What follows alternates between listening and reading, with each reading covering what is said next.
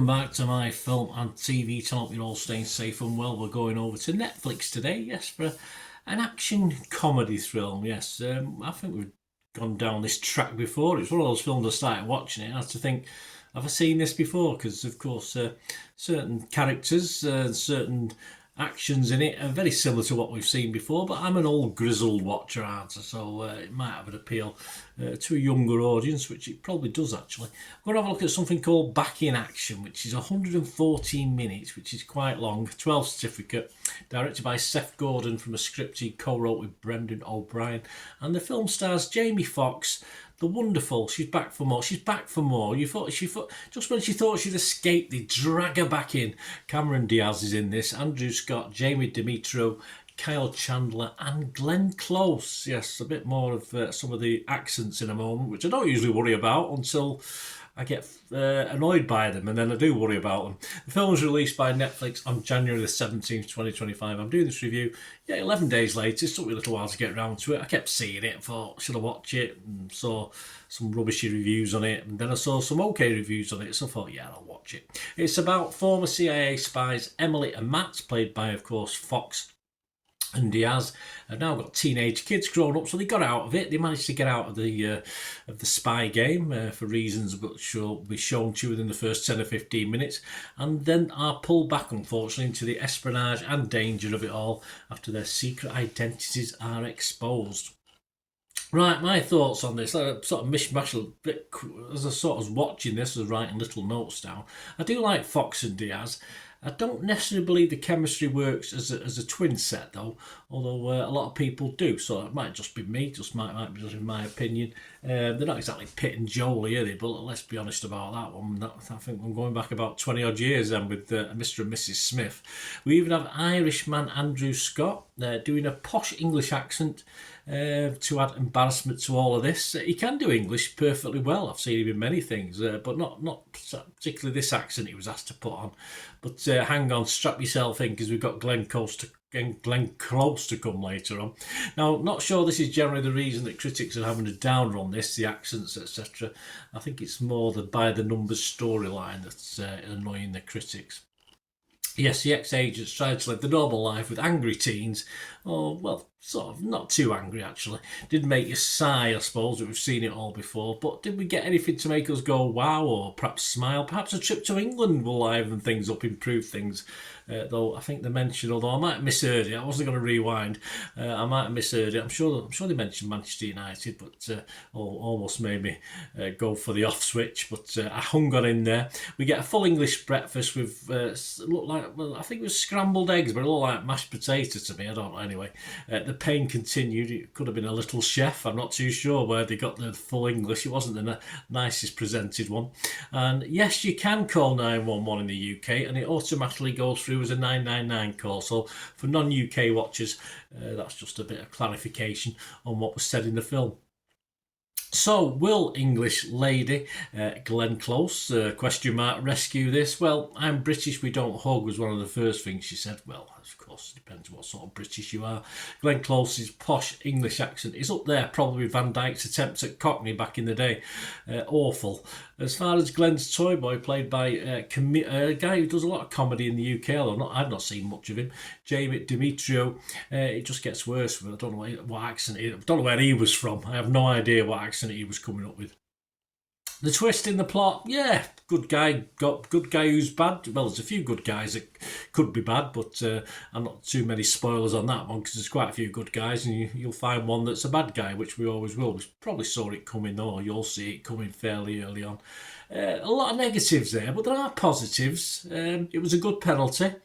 All right, you'll have to watch till the end to realise what I'm on about. Is there anything else good? Well, the fight choreography was okayish. I liked it. I thought that was all right. If you're still listening, there's the odd funny line, but it's in a very low percentage of funny lines in this film. But there's the odd line that made me smile.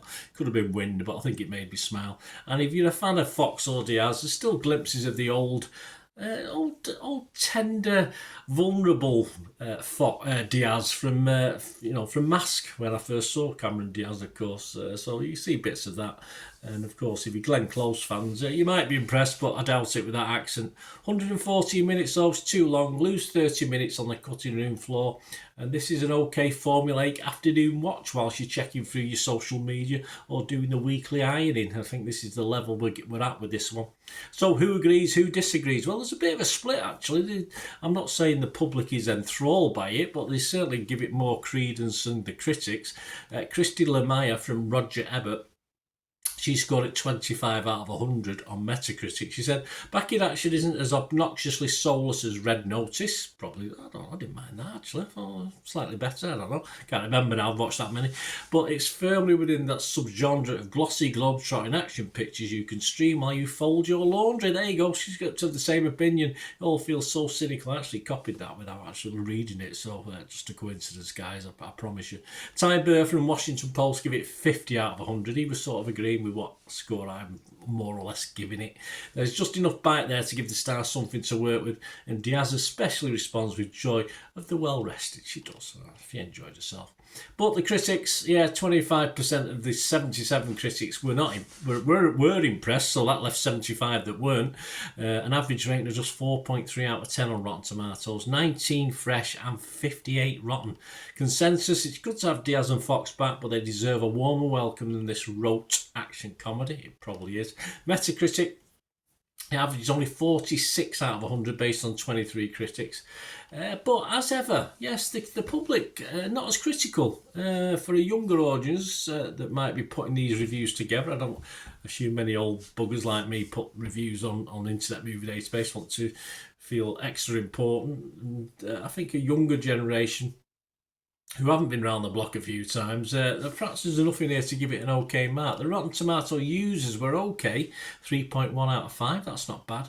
Metacritic users were a bit probably older, probably 4.8 out of 10, so not fantastic. But Internet Movie Database, which is all that matters really, I think this score will stay, might slightly drop, but we've got 32,000 scores and reviews, so no mean amount. As I said, it's been out for a few days, this, and it's getting just under that magical 6 out of 10 figure. It's getting a 5.9 as I'm recording this on Internet Movie Database.